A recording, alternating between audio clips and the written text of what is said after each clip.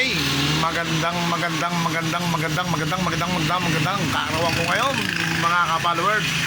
Pero nagluluto ako ng palabok para sa aking mga kasamahan sa trabaho, amo ko, kaibigan ko, kapitbahay ko. Yan, punta natin si Paring Will.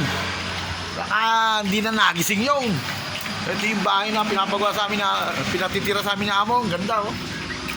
Punta natin.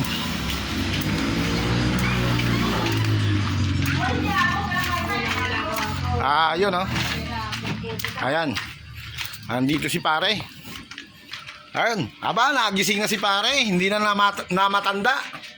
Ayan, oh. Nagluluto si pare ba? Kikilaw si pare, oh. Ayun, oh.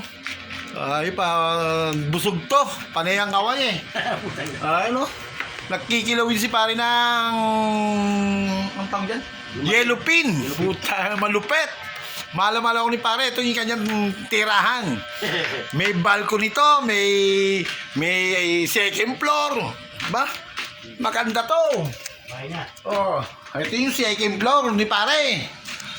Nag-iisa lang siya rito. Kahit maghubot-hubad siya rito eh. Pwede. Ano? Mahilig talaga si pare sa kilawin eh. Miss niya ang kilawin. Matagal na siyang hindi nakakakilaw. Ano?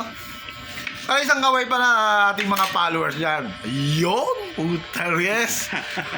Yung papog ni pare bagong tasa. Pare. Mukhang nagdaan ka yata ng barbers job sa labasan busy si pare, oh. Panay ang halos na ginagawang kilawin.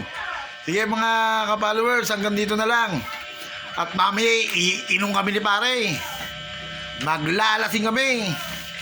At bukas, papasok kami ng hilong-hilo. Para hindi magalit si boss. Ang timba ka lagi ito rin. Sige, hanggang dito na lamang. Salamat.